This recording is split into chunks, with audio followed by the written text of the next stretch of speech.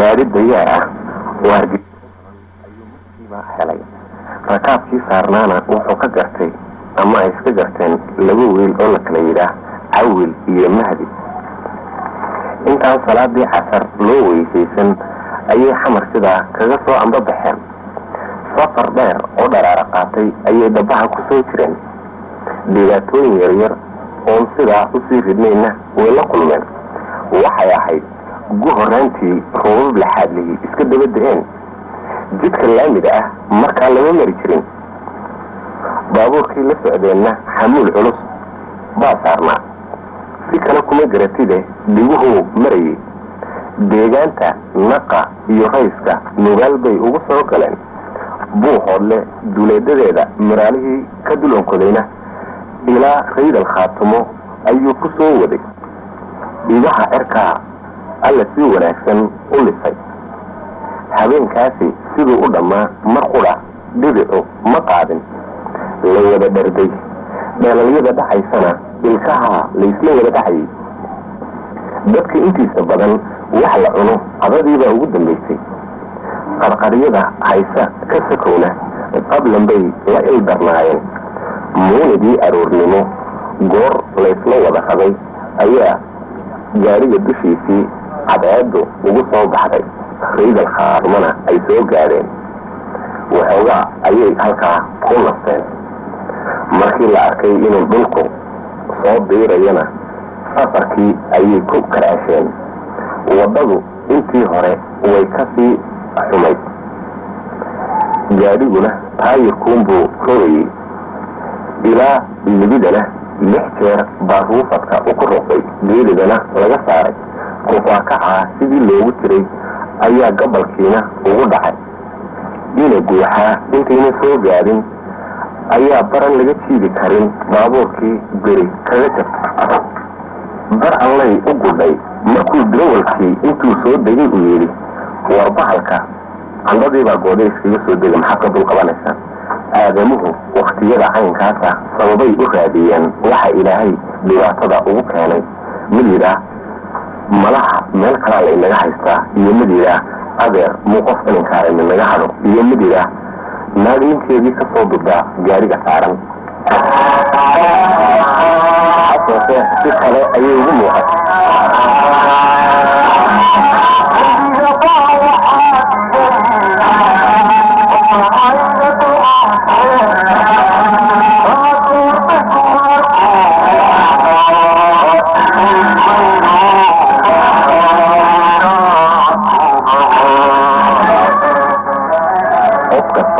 aqoontii hadal murankaa sidii loogu jiray ayaa sidaa loo gutaati dhacay. waagii dambaa u baryey. aroortii dambaa misoone qadoodii lala toosay. dadka intii xoog ama tamar haysayna 12 kilomitir oo uga dhinnaa ina guuxaa ayay lugta wax ka soo dayeen. xasan iyo saaxiibadiisa waxay u hadheen oo ay caano reero ku dhowaa uga dooneen dhowr dumara oo ay ku jirto haweenay uur leh oo culus. dhulkoo dhammi barwaaq uu ahaa. gaadhi kale ayay ina guuxaa ka soo heleen. barqadii dambe maalintii dambe ayay soo galeen bilan quruxley hargeysa. buuraha naasaha la moodee dhankaa bari iiga muuqda.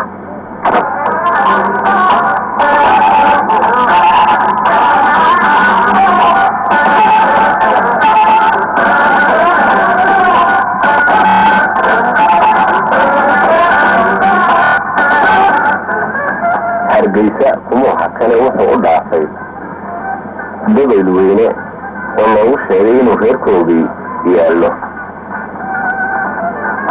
casar gaaban ayaa gabdho awrdaana wada kaamka layga soo daray oo lagu yidhi gabdhihii inanka reerka gaadhsiiya. xasan gabdhihii waxay iska garteen gabadh la yidhaah qalbi lula.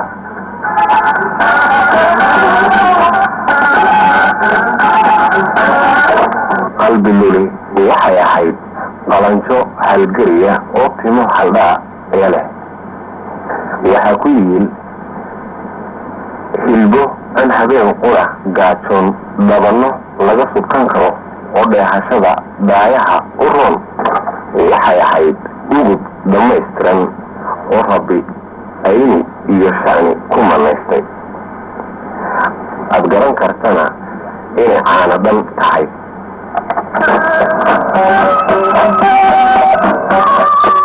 أبضاء قسانتمو دهورة وحاضي حتى مو الله بدا بمجادا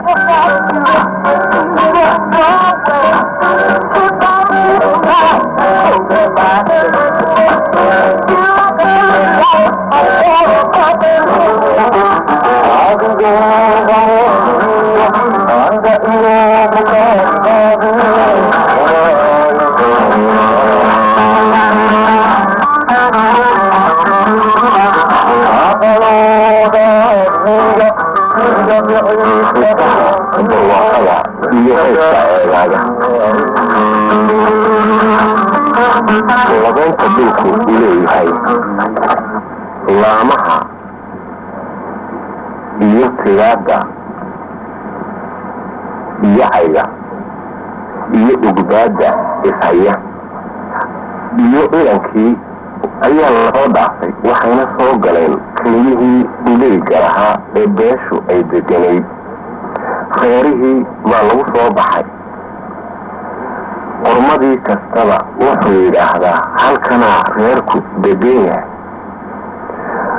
ولسه لما سو قادم مقاشي وأركبا وحو مودا توبي حيثه يقل قحلكي وحيي ميليا أيام مركبا سبلارم قلبي يسا وفدي وحصو حصوصتي jabadadii uu caruurnimada ku ciyaari jiray jabadadii uu ku cadaleeli jiray ee uu ku eedeytuuran jiray jabadadii uu shabadaanka shantaradka iyo qirida iyo xeegadaba uu ku ciyaari jiray